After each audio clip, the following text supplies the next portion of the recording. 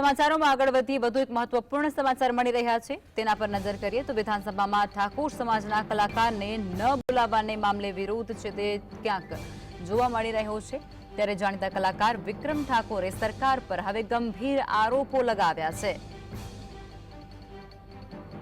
સરકાર ઠાકોર સમાજના કલાકારોને ઇગ્નોર કરે છે તે પ્રકારનું નિવેદન છે તે વિક્રમ ઠાકોર દ્વારા કરવામાં આવી રહ્યું છે।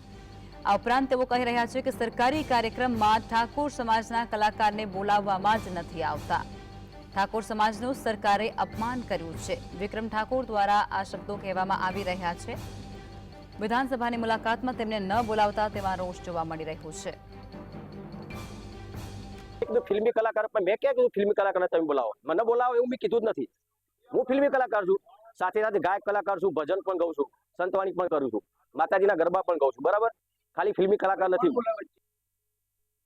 ए सरकारनी जाण बहार होई शके एवुं पण बनी शके। जे वच्चे मीडिएटर होय ए लोको बी आवुं करी शकता होय।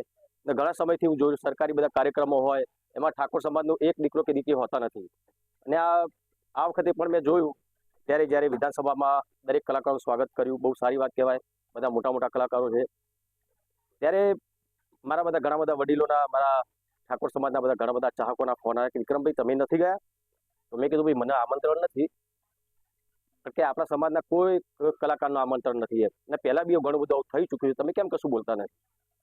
તો મને લાગ્યું ચલો ભાઈ મારા પૂરતી વાત હોય તો હું જવા દઉં છું, પણ આ તો મારા સમાજના કલાકારોની વાત આવી એટલે મારે કેવું પડ્યું લાવી થઈ જાય।